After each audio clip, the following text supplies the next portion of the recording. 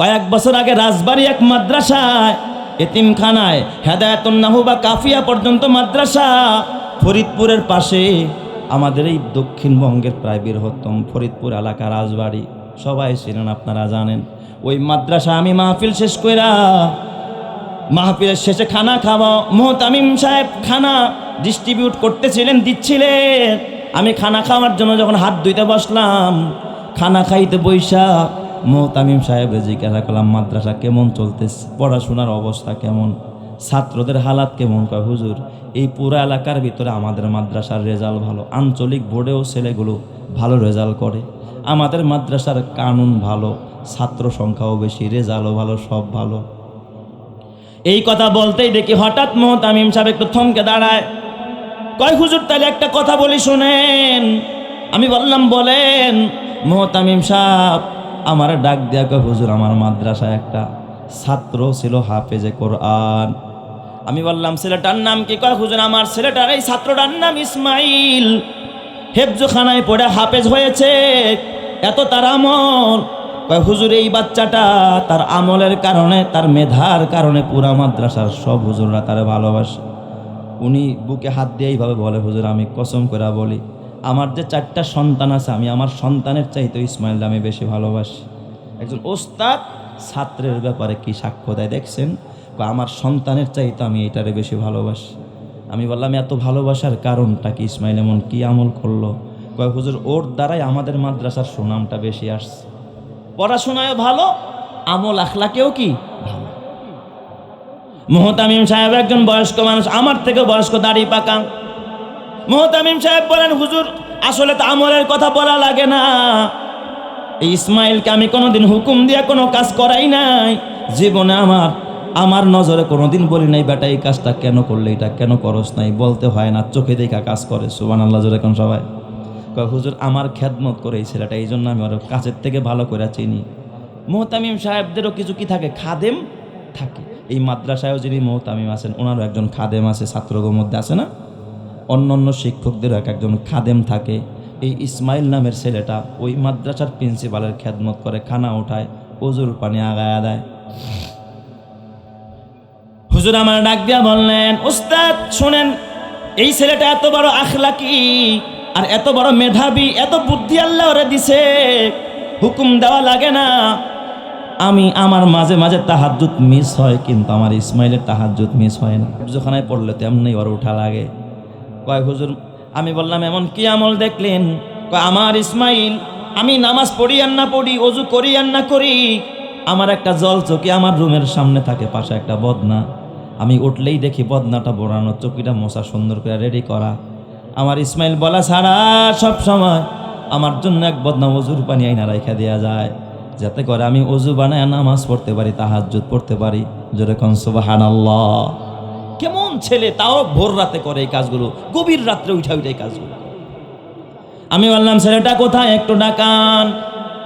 এই কথা বলতে দেরি হুজুর থেকে হাউমাউ করে কাঁদে, কান্না করে আমার ডাক দিয়া কয়, হুজুর এইটাই তো আমার বড় দুঃখের কারণ। আল্লাহ যদি আমার 4টা সন্তানের ভিতরে একটা সন্তানও নিয়ে যাইতো, আমি এত কষ্ট পাইতাম না। আমার মাদ্রাসার সেরা ছেলেটারে আল্লাহ তাআলা কবুল করে ফেলাইছে, নিয়ে গেছে। আমি কি কেমনে নিল? কয় ওর মায়ের সাথে নানা বাড়ি বেড়াইতে গেছে, নদীতে গোসল করতে গেছে, ছেলেটা সাঁতার ভালো করে জানে না, ওই নদীতে ডুইবাই মারা গেছে। ইসমাইল তো নদীতে ডুইবা মারা গেছে, শহীদ হয়ে গেছে। আল্লাহর নবী বলেন, কোন মানুষ যখন আগুনে পুড়া মারা যায়, পানিতে ডুইবা মারা যায়, ওই ছেলেটা শহীদ হয়ে যায়। ওস্তাদ কাঁদলেন, আরো কয়েকজন ওস্তাদ পাশে বসা, ছাত্ররা সহ সবাই ওর ব্যাপারে ভালো কথা বললেন। ওস্তাদের কান্না দেখে ছাত্রগুলো কেঁদে ফেলেছে।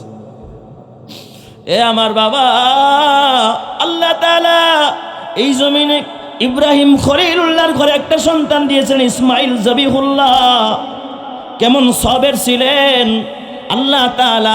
খলিল ইব্রাহিম আল্লাহর ডাক দেখা, রাব্বি হাবলি মিনাস সালিহিন, আল্লাহ একটা নেককার সন্তান আমারে দাও। আল্লাহ তাআলা কয়, ফাবাশশারনাহু বিগুলামিন হালিম। ও খলিল আমার বন্ধু, আমার আপনার একটা সহনশীল ধৈর্যশীল সন্তানের সুসংবাদ দিয়া দিলাম। ওই সন্তানটার নাম কি? ইসমাইল। আমি বললাম, ইসমাইল জবিহুল্লাহর গুণ পাইছে আপনার ছাত্র। কারণ পিতা হইয়া যখন আল্লাহর হুকুমের সামনে সন্তানরে যখন উপদেশ দিতেছিল, প্রস্তাব করতেছিল, ইয়া বুনাইয়া ইন্নী আরা ফিল মানামি আন্নী আযবাহুকা ফানজুর মাজা তারা। ও আদরের বৎস, আদরের সন্তান, আমি পিতা স্বপ্নে দেখি আমি যেন তোমার জবাই করতেছি, তোমার হুকুম কি, মতামত কি? হযরত ইসমাইল তখন ডেকে বলেছিলেন, ইয়া বাতি ফাল মা তুমার সাতাজিদুনি ইনশা আল্লাহু মিনাস সাবিরিন। ও আব্বাজান, আপনি একটা মুহূর্ত দেরি করবেন না, আমার আল্লাহ যেই অর্ডার করেছে আপনি এই অর্ডারটা পালন করেন, আমাকে এখনই ধৈর্যশীল পাবেন। আমি ছুরির নিচে শোয়ার জন্য রেডি হয়ে আছি। চিৎকার মেরে কন্না আল্লাহু আকবার। আমার ওই ঘটনা মনে পড়ে গেল। আহারে আল্লাহ, এটা নামের প্রভাব। বাবা মায় বড় আদর করে নাম রাখছিল ইসমাইল। কয় হুজুর, ওর মায়ের কান্না আর বাবার কান্না গাছের পাতা ঝরে যায়। ওর মা বাবার স্বপ্ন ছিল একটা, ছেলে বড় হইয়া হাফেজ হইয়া আলেম হইয়া আমাদের জানাজা পড়বে, আমাদের কবরে রাখবে। কিন্তু আমাদের সন্তানরে যে আমরা জানাজা পড়বে, আমরা কবরে রাখবো। ইসমাইলের মা আর ইসমাইলের বাবা মাঝে মাঝে এই হাফেজ কোরআনের কবরের পাশে দাঁড়ায় এইভাবে কাঁদে। ওদের কান্না দেখলে আর মানুষ সহ্য করতে পারে না। আল্লাহ তাআলা এমন একটা সন্তানকে কবরে শোয়া রাখছে যে হাফেজ কোরআন যার সিনায় 30 পারা কোরআন, ওস্তাদরা চোখের পানি ফালায়া দোয়া করে এমন কথা বলে যে আমার সন্তান মারা গেলে এতটা কষ্ট পাইতাম না, ইসমাইল মারা যাওয়াতে আমি যতটা কষ্ট পাইছি। এই মাদ্রাসায় খবর নিয়ে দেখেন এমন বুজুর্গ সন্তান আছে না নাই? এমন আল্লাহওয়ালা আছে, আপনার সন্তানের কারণে এলাকায় গজব আসে, আর এদের কারণে আল্লাহ রহমত পাঠায়, বরকত পাঠায়। এলাকার ভিতর আল্লাহ তাআলা সুসংবাদ পাঠায়, আল্লাহ তাআলা রহমত দিয়ে দেয়। এই জন্য আমার বাবা, এরা তোমার রুহানি সন্তান, এদের খেদমত করবা, এদের পাশে দাঁড়াইবা।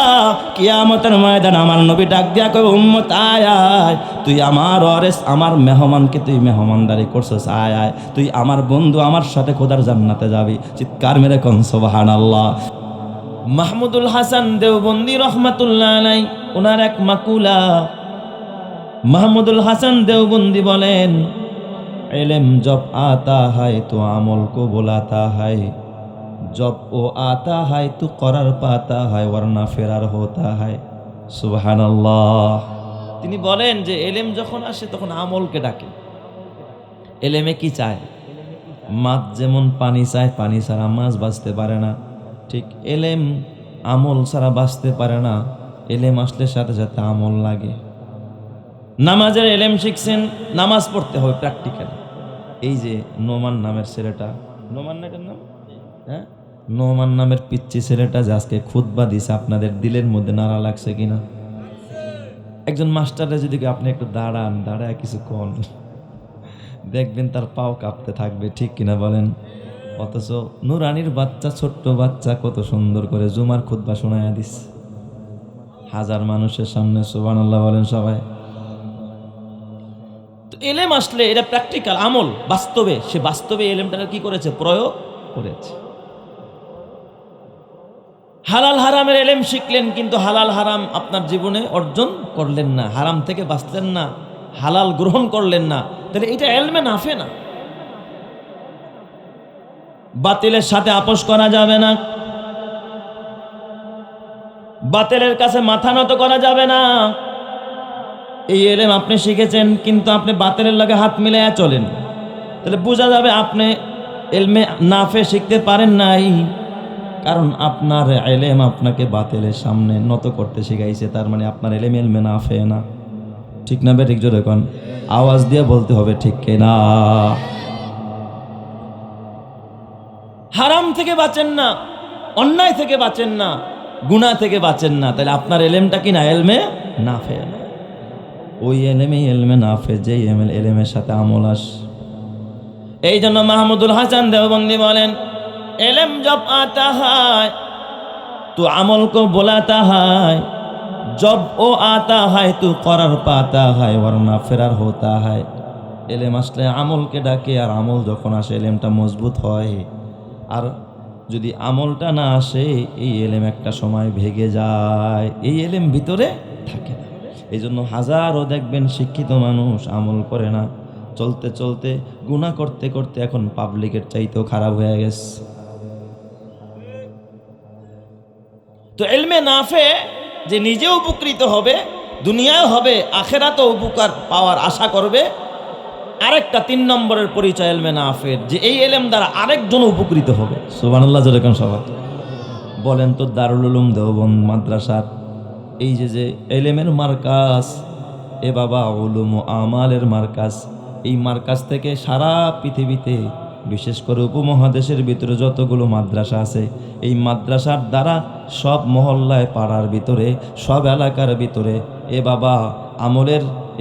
আমল বেড়ে গেছে, মানুষের ইলমে নাফে পয়দা হয়েছে। বলেন তো, তাইলে বোঝা গেল দেওবন্দ মাদ্রাসার ইলমে নাফে, কথা ঠিক কিনা? উপকার হয়েছে, কারো ক্ষতি হয় না। এটা হলো ইলমে নাফে।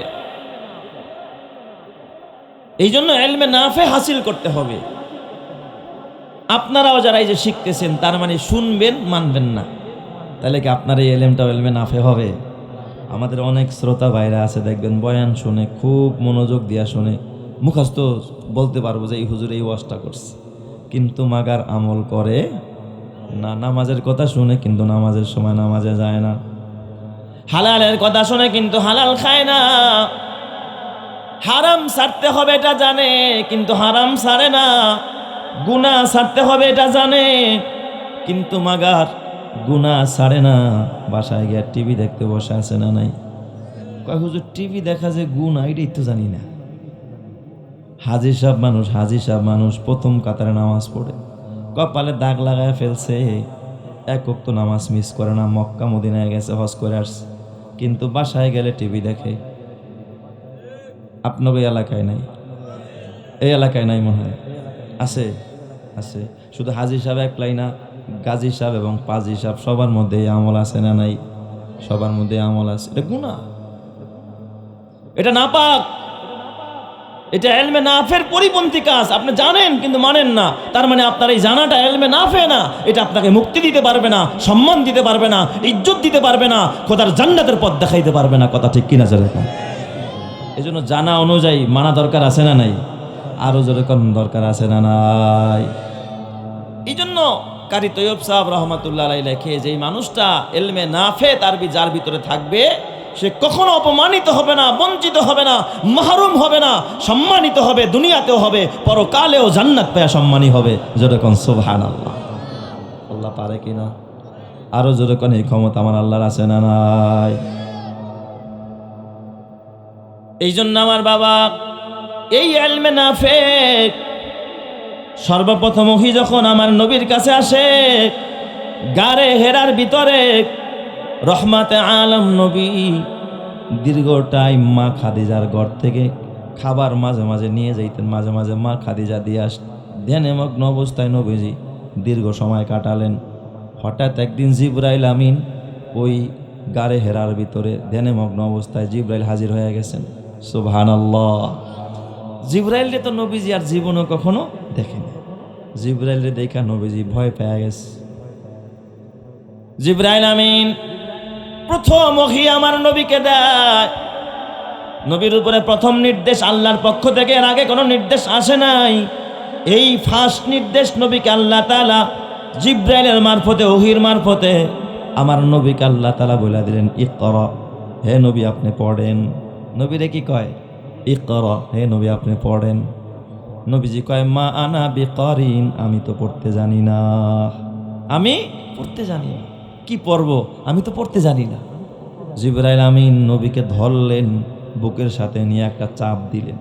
জিবরাইলের চাপ, চিন্তা করছে, নবীজি ভয় পেয়ে গেছেন, প্রাণটা যেন উষ্ঠাগত, ছাইরা দিছেন। এরপরে কয়, ইকরা ইয়া মুহাম্মদ, এই মুহাম্মদ পড়ো, আপনি পড়েন। নবী আবারও একই কথা বললেন, মা আনা বিকারিন অথবা লাস্তু বিকারিন, আমি পড়তে জানি না। জিবরাইল আলাইহিস সালাতু ওয়াস সালাম আমার নবীকে আবার ধরলেন, আবার বুকের মধ্যে নিয়ে চাপ দিলেন। নবী ভয় পেয়ে গেলেন।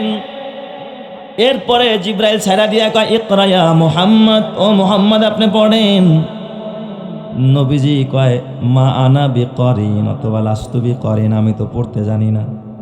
জিবরাইল আমিন তৃতীয়বার আবার আমার নবীরে ধরলেন, ধইরা আবার একটা চাপ দিলেন বুকের মধ্যে নিয়ে। জিবরাইল ফেরেশতা চাপ দিছেন, ছাইরা দিয়া জিবরাইল কয়, ইকরা বিসমি রাব্বিকাল্লাযী খালাক, পড়েন আপনার ওই রবের নামে, পড়েন আপনার ওই রবের নামে। ইকরা বিসমি রব্বিকাল্লাযী খলাক, যেই রব আপনাকে সৃষ্টি করেছে ওই রবের নামে পড়েন।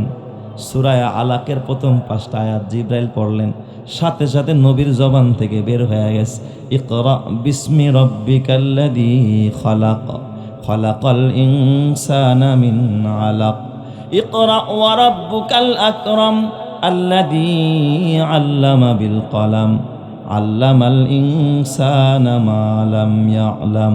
আল্লাহর নবীর জবান থেকে এই এলেমের আওয়াজ, এই কোরআনের আওয়াজ নবীর জবান থেকে বের হয়ে গেছে। চিৎকার মেরে কন্না আল্লাহু আকবার।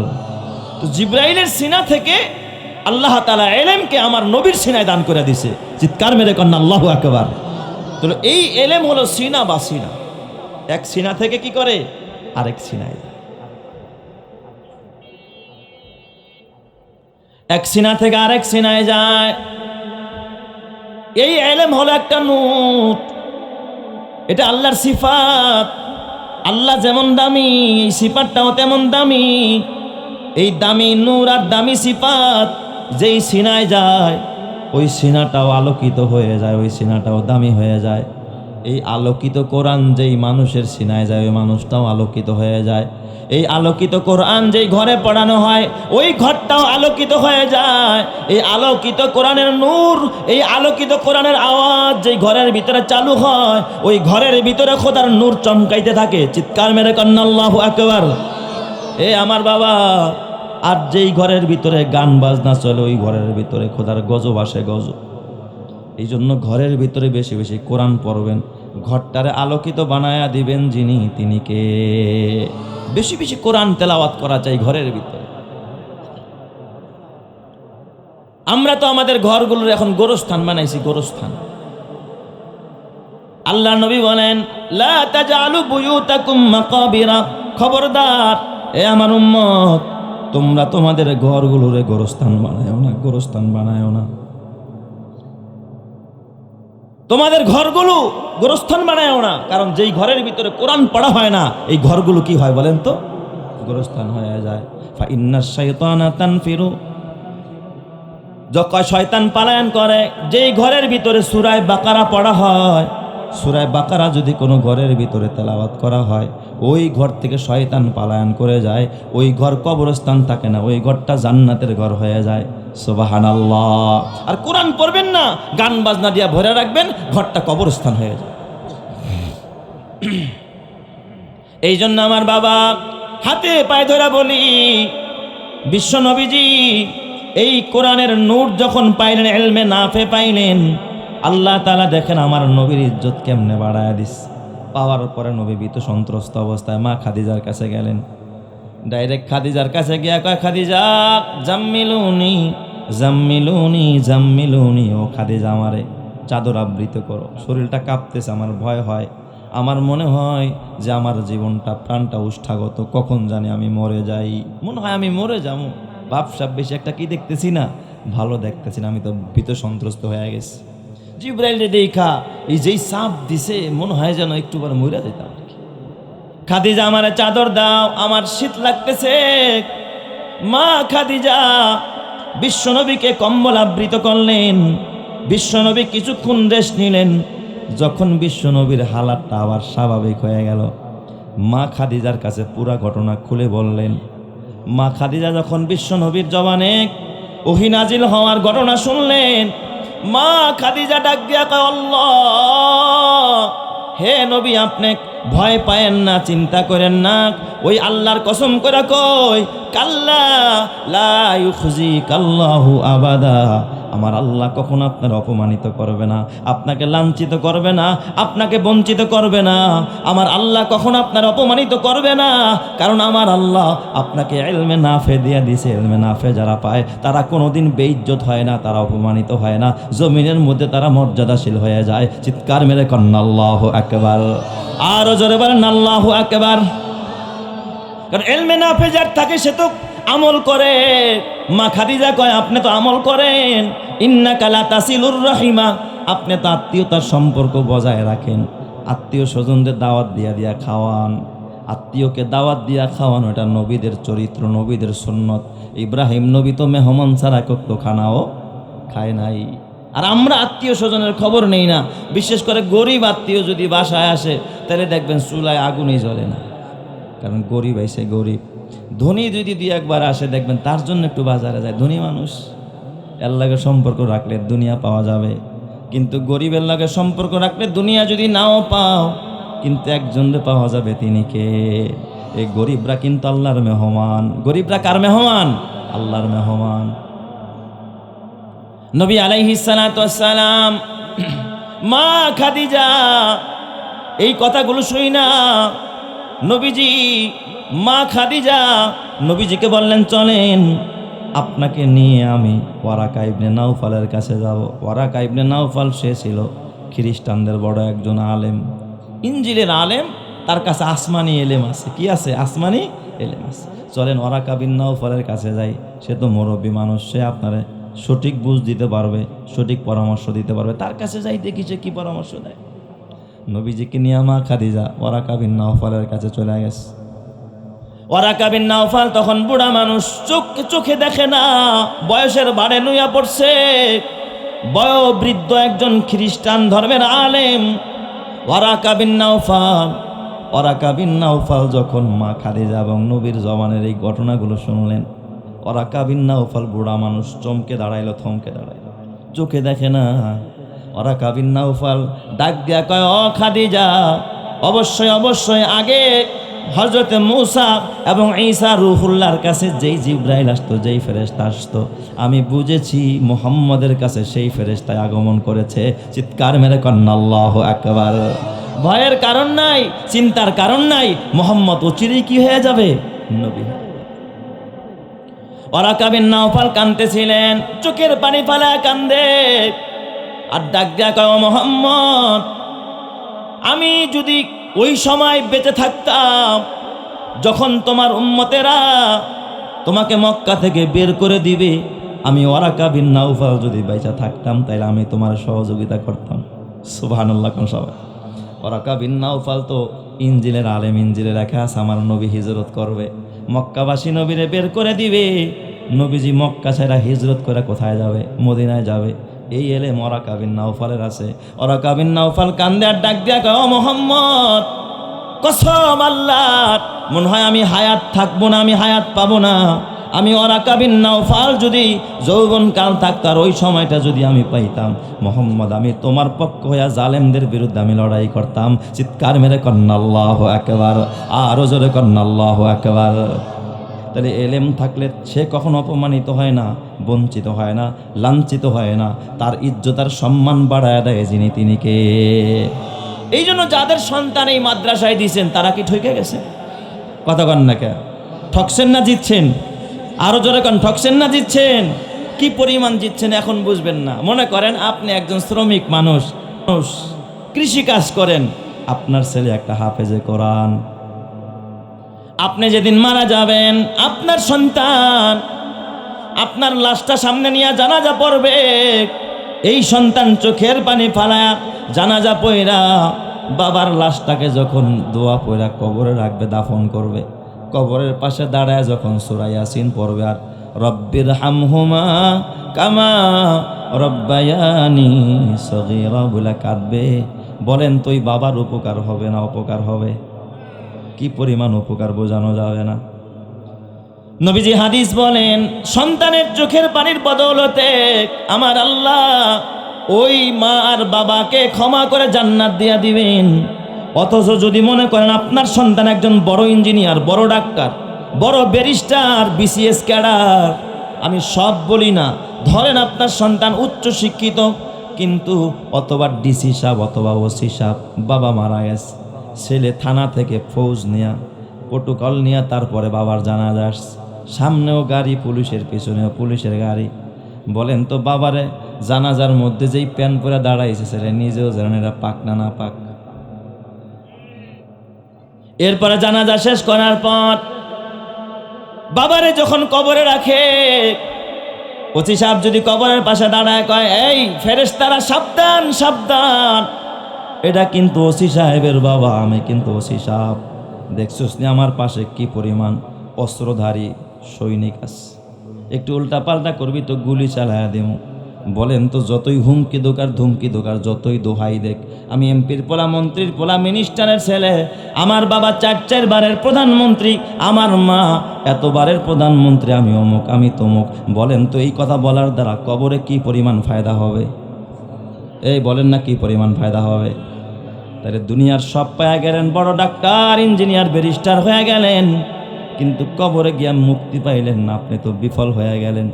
আর আপনি কৃষি কাজ করেন, ভ্যান চালান, রিক্সা চালান, শ্রমিক মানুষ, ছেলে একটা হাফেজ হয়ে গেছে, কপাল খুলে গেছে বাবার। কি খুলছে বলেন? কপাল।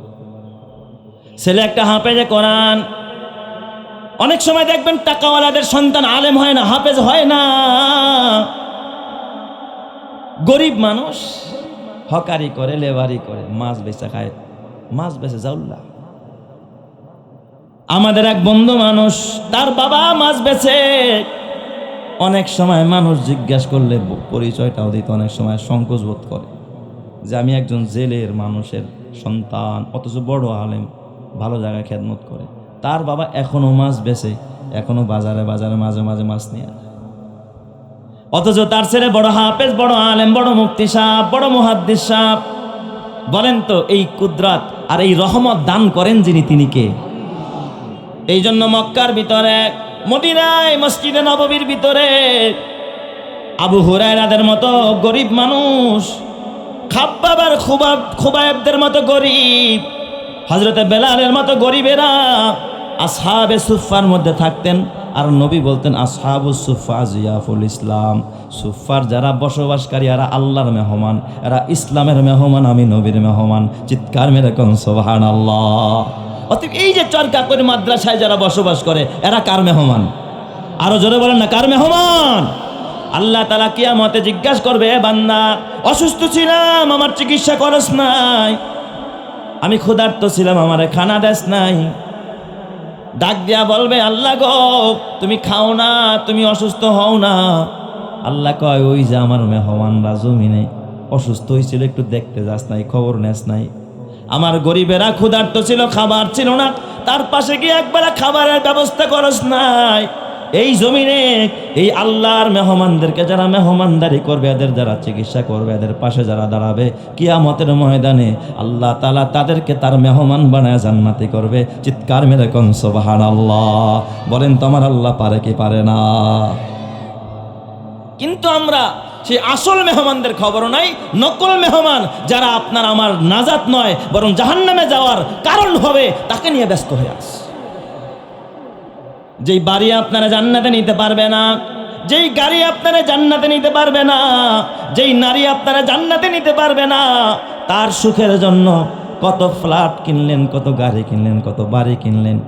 জমির পাশ আছে মনে করেন 20 হাত বা 40 হাত, খালি চিন্তা করে 3 পোলা তো 60 হাত না হইলে 3টা বাড়ি কেমনে করি? বাবার মাথায় নষ্ট। এই পাশের ক্ষেতটা যদি কিনতে পারি তাহলে আমার কি হয়ে গেল, সফল হয়ে গেলাম। ও বাবা না না, 1 কাঠা জায়গা কিন্তু তোমার কবরে যাবে না। যাবে?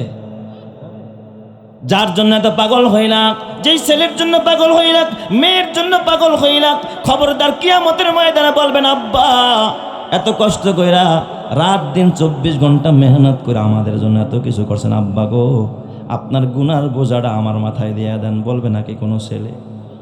বিবি ডাক দিয়া বলবে না, স্বামী আমার আবদার আপনি পুরা করেছেন। নাকের ফুলের জন্য এত কষ্ট করেছেন, দুর্নীতি করেছেন, চুরি করেছেন, ডাকাতি করেছেন, তারপরে আমার শখ মিটাইছেন, দামি দামি 3 পিস কিনা দিয়েছেন। আসেন স্বামী আমার, আজকে আপনার গুনার গাঠুরিটা আমার মাথায় দিয়ে দেন, আমি আজকে হাসরের ময়দানে জবাব দিব। বলো বাবা বলো, তোমার বিবি তোমার গুনার বোঝা মাথায় নেবে না, তোমার সন্তান নিবে না, তোমার ভাই নেবে না, তোমার ছেলে নিবে না। নিজের হিসাব কিয়ামতের ময়দানে নিজেকেই দেওয়া লাগবে কি লাগবে না? এই দুনিয়াতে তুমি যতই করো আমার চোখ বুঝেই দেখো লাগবে তোমার শুধু যে আধার। এই দুনিয়াতে তুমি যতই করো আমার চোখ বুঝেই দেখো লাগবে তোমার শুধু যে আধার। যাদের প্রেমেতে তুমি গো আজ হলে দিওয়ানা, এরা জেনে নাও কেউ কবরের সাথী হবে না। কেউ বুঝা তোমার নিবে না সেই হাসর ময়দানে, কেউ বুঝা তোমার নিবে না সেই হাসর ময়দানে। কি আমল তুমি করলে নিয়ে যাবে সেইখানে, ফুল ফুটে যেমন ঝরে তেমন খোদার বাগানে। আয়ু কতক্ষণ কার এখানে কে বলো জানে, তাই থাকতে সময় নাও বুঝে ভাই জীবনের মানে। সব আছে লেখা দেখে না ওই আয়াত কোরআনে, এই মহল কোঠা সোনা দানা সব পরে রবে, এই সব কবরে নিয়ে গেছে কে বলো কবে। এই মহল কোঠা সোনা দানা সব পরে রবে, এই সব কবরে নিয়ে গেছে কে বলো কবে। 2 গজ জমি কয়েক গজের ওই সাদা কাফন, শুধু এইটুকুতেই হবে তোমার জেনে নাও দাফন। যা পুঁজি তোমার, যা পুঁজি তোমার এখনো তার বুঝলে না মানে, কি আমল তুমি করলে নিয়ে যাবে সেইখানে। আল্লাহ তুমি বুঝার তৌফিক দাও, জোরে কনা আমিন। তাহলে যে এলেম নিজে উপকৃত হয় আরেকজনের উপকার করে, এটাই হলো ইলমে নাফিক। কারি তৈয়ব সাহেব রহমাতুল্লাহ আলাইহি বলে 3 জিনিস থাকলে তার মর্যাদা কখনো ক্ষুণ্ণ হবে না। 1 নম্বর ইলমে নাফিক। এই ইলমে নাফিক পাইছিলেন দারুল উলুম দেওবন্দের সকল সূর্য সন্তানেরা। হুসাইন আহমদ মাদানী রহমাতুল্লাহ আলাইহির মধ্যে ইলমে নাফিক ছিল। শাইখুল হিন্দ মাহমুদুল হাসান দেওবন্দি রহমাতুল্লাহ আলাইহির ভিতরে ইলমে নাফিক। তাই তো যেমন ছাত্র তেমন ওস্তাদ, ছাত্র যেমন আল্লাহওয়ালা, ওস্তাদও হয়েছে তেমন আল্লাহওয়ালা। শাইখুল হিন্দ মাহমুদ হাসান দেওবন্দির ছাত্র হলো হুসাইন আহমদ মাদানী শাইখুল আরবল আজম। আল্লাহ তাআলা কত বড় আলেম হিসাবে হুসাইন আহমদ মাদানীর আল্লাহ কবুল করছে। জালেম ওই ইংরেজ ব্রিটিশ সরকার যখন এই দেওবন্দের ওলামায়ে কেরামদের উপরে স্টিম রুলার চালালো, আলেমদেরকে বন্দি করা আরম্ভ করলো। শাইখুল হিন্দ মাহমুদ হাসান দেওবন্দিকে মাল্টার কারাগারে বন্দি করার নির্দেশ হয়ে গেল, হাত করা লাগায় ফেলছে। শাইখুল হিন্দ রহমাতুল্লাহ আলাইহিকে জেলখানায় নিয়ে যাবে। মাল্টার দ্বীপের মধ্যে একটা দ্বীপ, চতুর্দিকে নদী আর নদী, মাঝখানে দ্বীপ। ওই জায়গার ভিতরে মাহমুদ হাসান দেওবন্দিরে বন্দি করা হবে। হুজুর স্টিমারে উঠাইলেন, স্টিমারে উঠায় দ্বীপের মধ্যে নিয়ে ওখানে আটক করে রাখবে জেলখানার ভিতরে। তখন তার ছাত্র হলো হুসাইন আহমদ মাদানী রহমাতুল্লাহ আলাইহি। তিনি তখন ছাত্র। হুসাইন আহমদ কয়, আমি আমার হুজুরের সাথে যাব। সুবহানাল্লাহ, জোরে কোন সবাই। আমি কার সাথে যাব? আমার হুজুরের সাথে যাব। হুজুর কি বেড়াইতে যায় না জেলখানায়? আরো জোরে কোন কই যায় জেলখানায়? মানুষ হয়ে চিনলে না, পশুরাও চিনে। ইউসুফ নবীরে যখন জেলখানায় ঢুকায়, ওই যে জুলাইখা আজিজে মেসরের বিবি চক্রান্ত কইরা হযরতে ইউসুফ পয়গম্বরের কই ঢুকাইছে জেলখানায়। জেলখানায় ঢুকানোর পরে দেখবেন একটা পশুতেও হযরতে ইউসুফ নবীর প্রেমে পাগল হয়ে গেছে। সুবহানাল্লাহ, জোরে কোন সবাই। কারণ নবীরে এ বাবা পশুতেও চিনে, পাখিরাও চিনে। অনেক সময় আল্লাহওয়ালারে আল্লাহওয়ালারা চিনে, জান্নাতীরা জান্নাতীরা চিনে। কিন্তু মানুষ হয়ে অনেক সময় মানুষ চেনে না, অমানুষের পিছনে দৌড়ায়, আছে না নাই? দুনিয়ার মোহে এরা অন্ধ হয়ে আছে। ইউসুফ নবী একদিন জেলখানায় পাথর কাটতেছে, তখন জেলখানার ভিতরে কাজ করতে হইতো। হঠাৎ দেখতেছে একটা উট দৌড়ায় আসতেছে, পিছনে উটের মালিকও দৌড়ায়। আল্লাহর পয়গম্বর ইউসুফ আলাইহিস সালাম তাকায় রইছে, ব্যাপারটা কি? মালিক এত ডাকতেছে, উট থামে না। উটটা দৌড়ে আইসা ইউসুফ নবীর সামনে আইসা দাঁড়ায় গেছে। কেন যেন উটটা তার 2টা নজর দিয়া ইউসুফ নবীর চেহারাকে আপলক দৃষ্টিতে তাকায়া তাকায়া দেখতেছে। চিৎকার মেরে করেন আল্লাহু আকবার। আরো জোরে বলেন আল্লাহু আকবার। যে মাহাজুরি বরামুদ জানে আলম, যে মাহাজুরি বরামুদ জানে আলম, তারাহম ইয়া নবী আল্লাহ তারাহম, না আখেরে রহমাতাল লিল আলামিন, না আখেরে রহমাতাল লিল আলামিন। যে মাহরুমা চেরা গাফেল নশিনী, যে মাহরুমা চেরা গাফেল নশিনী বেরু আওয়ার সিরাজ বুরদে আমানি কেরুয়ে তুস্তে সুবহে জিন্দেগানি, কেরুয়ে তুস্তে সুবহে জিন্দেগানি। জোরে জোরে কন্না আল্লাহু আকবার। মালিক এতক্ষণ ধরতে পারে না, এখন ইউসুফের সামনে এসে উঠো দাঁড়ায় গেছে, মালিকও থমকে দাঁড়াইছে। এখন আর উঠ দৌড়ায় না, মালিক বুঝা ফেলাইছে উঠটা এই লোকটারে দেখতে আসছে। সুবহানাল্লাহ, জোরে কোন সবাই।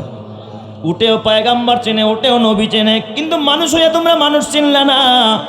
আল্লাহ নবী কয় খায়রুকুম মান তাআল্লামাল কুরআন ওয়া আল্লামা, কয় জমিনে সেরা মানুষ কারা, শ্রেষ্ঠ মানুষ কারা, কার পিছে দৌড়াও?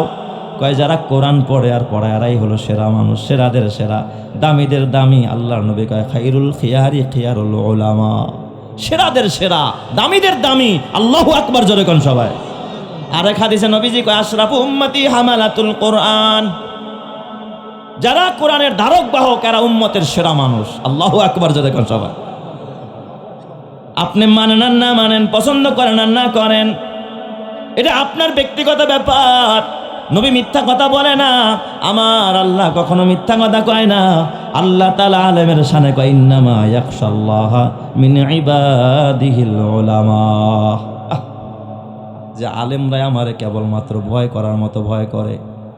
আল্লাহ অন্যত্র বলে ওয়াতিলকাল আমসালু নাদরিবুহা লিন্নাস ওয়া মা ইয়াকিলুহা ইল্লাল আলিমুন। কয় এই দৃষ্টান্তগুলো আলেম ছাড়া কেউ বোঝে না। কার কথা? জোরে কোন কার কথা?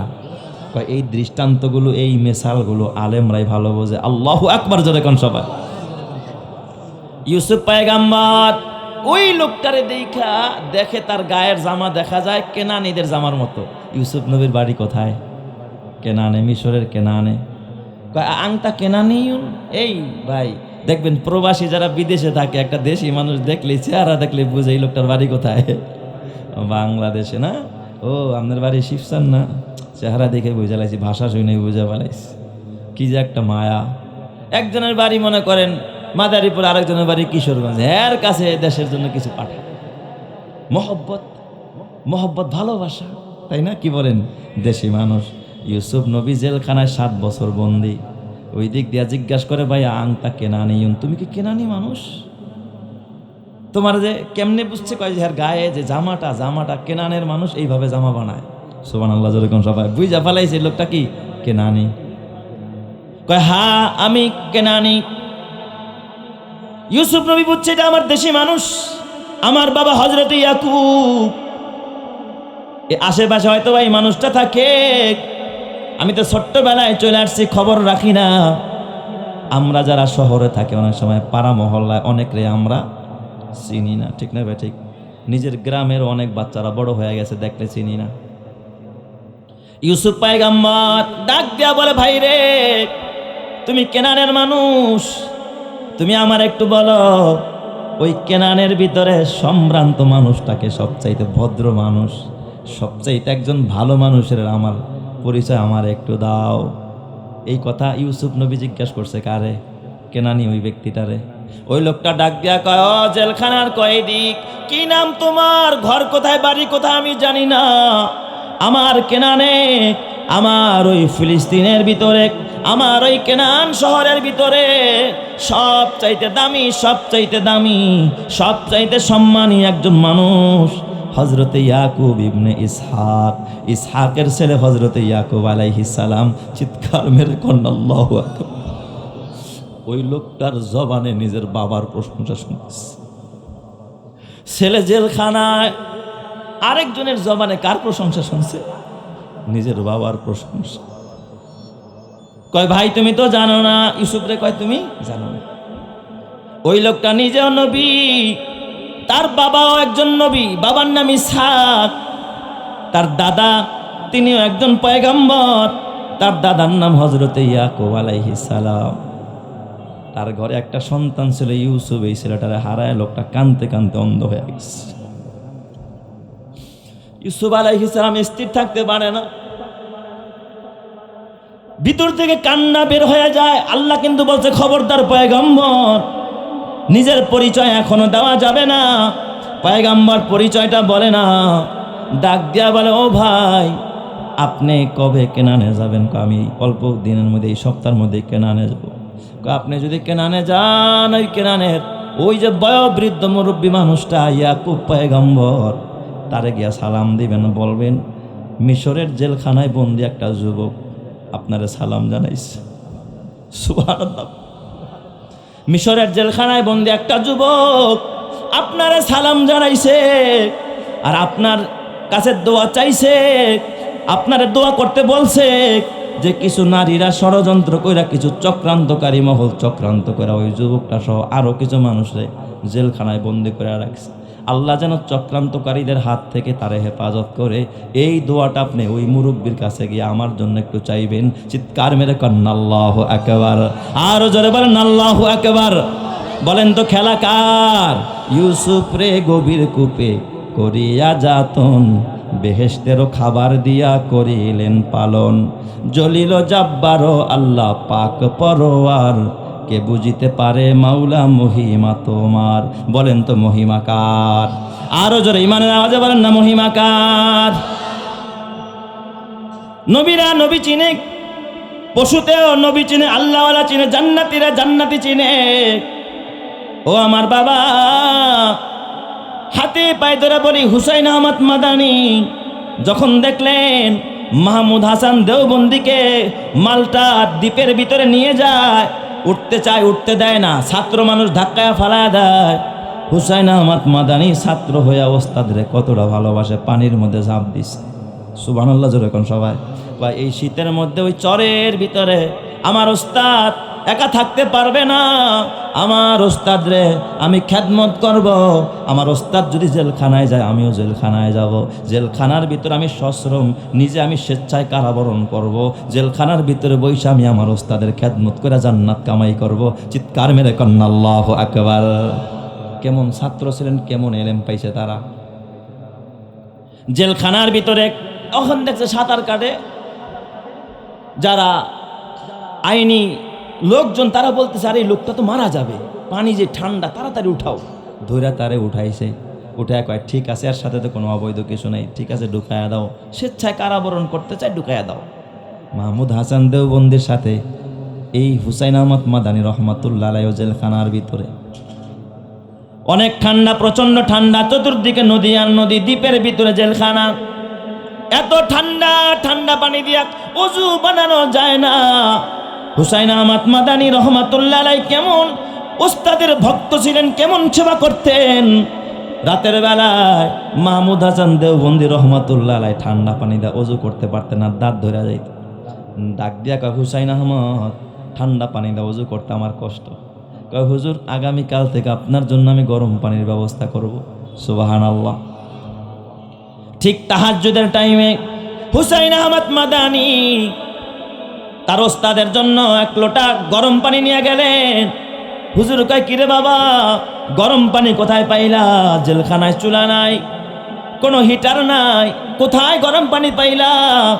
হুসাইন আহমদ মাদানী ডাক দেখা, ওস্তাদ সন্ধ্যাবেলায় যখন এশারের নামাজ পড়া শুইছিলাম, এক লোটা পানি আমার পেটের সাথে চাপ দিয়ে রাখছিল, আমার শরীরের সাথে চাপ দিয়া রাখছি, আমার শরীরের তাপ দিয়া, আমার শরীরের গরম দিয়া এই পানিটারে গরম বানাইছি, যাতে করে আমার ওস্তাদের ওযু করতে কষ্ট না হয়, আমার ওস্তাদ যেন ওযু বানায় তাহাজ্জুদ করতে পারে। চিৎকার মেরে কন্ন আল্লাহু আকবার।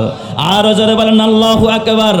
ঈমানের পথে অবিচল থেকে আমার মরণ যেন হয়, তোমারই কাছে মিনতি আমার, মহামহিম দয়াময়।